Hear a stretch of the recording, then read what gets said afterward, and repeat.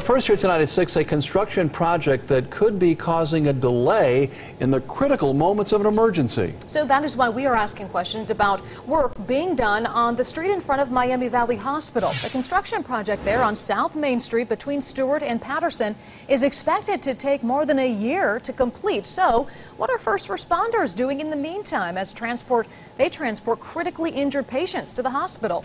That's what Jordan Burgess is asking for you tonight. These orange barrels have many people seeing red when it comes to traffic here on South Main Street, but we wanted to know if it's also tying up those who need to get to the hospital.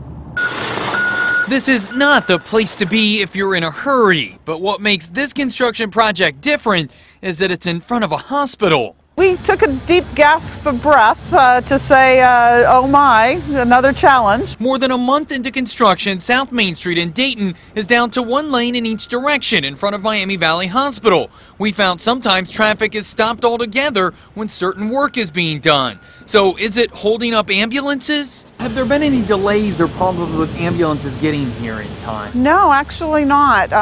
We've maybe had one instance where someone had a little trouble, but it was for just a matter of moments. Chief Operating Officer Mickey Clancy says the hospital did a lot of pre-planning on the best way to handle the construction, including handing out maps to ambulance drivers. And the most important thing is we got together with the fire and EMS specialists that come and see us most frequently, and we worked with them on what would make this work the smoothest. The hospital set up a temporary ambulance entrance off Wyoming Street. It's also directing employees and patients to other routes like nearby Brown Street. That's taken a lot of traffic off of Main Street. Hospital officials say for all the traffic difficulties, the construction hasn't kept patients away. Actually, we've been very, very busy.